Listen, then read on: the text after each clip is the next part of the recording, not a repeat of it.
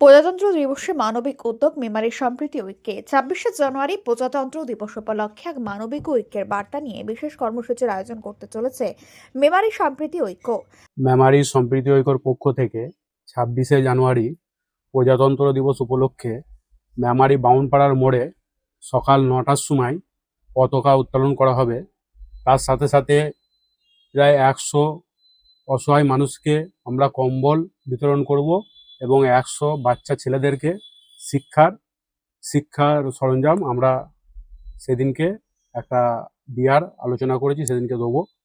এবং তার সাথে সাথে সমস্ত মানুষের কাছে একটা অনুরোধ, আপনারা এই অনুষ্ঠানে অংশগ্রহণ করুন এবং মেমারি সম্প্রীতি ঐক্যর সাথে থাকুন, পাশে থাকুন। মেমারি সম্প্রীতি ঐক্য মানুষের সাথে আছে এবং থাকবে।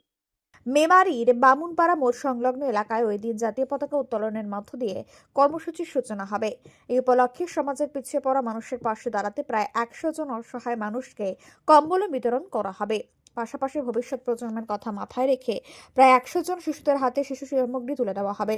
আয়োজকদের পক্ষ থেকে জানানো হয়েছে, প্রজাতন্ত্র দিবসের চেতনাকে সামনে রেখে সম্প্রীতি ঐক্য মানবিকতার বাড়তে এই কর্মসূচির মূল উদ্দেশ্য। এই মহৎ উদ্যোগকে সফল করতে মেমারি সম্প্রীতি ঐক্যের পক্ষ থেকে সর্বস্তরের মানুষের সহযোগিতা ও পাশে থাকার আবেদন জানানো হয়েছে।